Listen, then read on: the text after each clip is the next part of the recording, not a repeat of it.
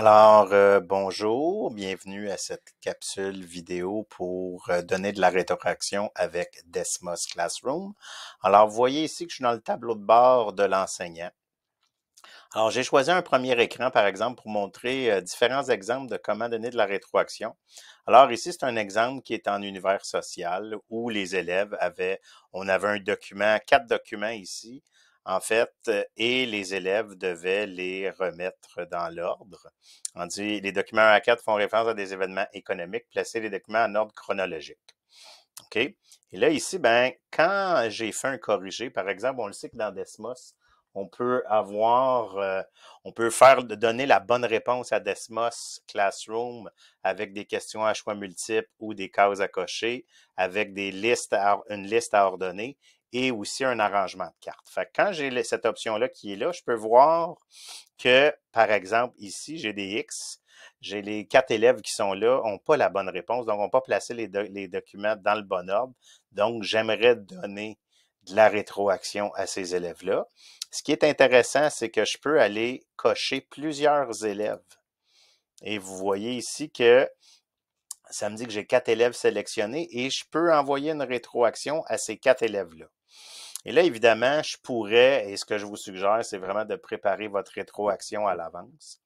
Alors, si jamais, dans un document, d'avoir préparé des rétroactions écrites, si vous voulez des rétroactions écrites, mais vous pouvez aussi peut-être utiliser l'enregistreur vocal Vocaroo que j'aime bien parce qu'il est très, très simple.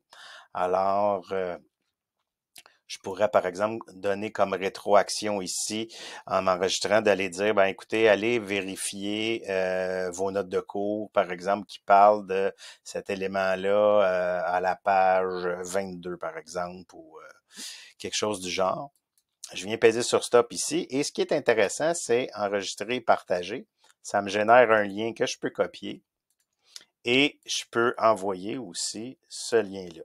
Et je pourrais rajouter en même temps du texte, aller consulter, tu sais, je pourrais seulement dire aller consulter ma rétroaction là. Je peux décider de cliquer envoyer fermer ou seulement envoyer. Alors voilà. Les élèves ont reçu la rétroaction. Vous remarquez que ça me génère ici des petits triangles qui sont verts. En fait, si je clique sur aperçu, vous le voyez aussi, tous les élèves à qui j'ai envoyé de la rétroaction. Quand ils auront lu ma rétroaction, le petit triangle vert va devenir des espèces de barres avec des lignes. Donc, le triangle sera ligné. Donc, ça dit que l'élève a consulté. OK? Je vais aller vous montrer un autre genre de questions complètement. Par exemple, une question de maths ici, où je veux aller voir, par exemple, les réponses des élèves. On demandait d'afficher, on dit glisser le point mauve pour représenter la fraction de 2/3 de différentes façons. Et là, ici, même chose. Ici, j'ai des élèves, j'ai pas de corrigé parce que j'ai pas fourni de corrigé. Vous voyez que j'ai pas l'option afficher la correction, mais je peux voir rapidement que ici, mon élève et cet élève-là, et cet élève-là n'ont pas la bonne réponse. Je pourrais, par exemple, aller leur dire est-ce ta réponse finale, par exemple. Par exemple.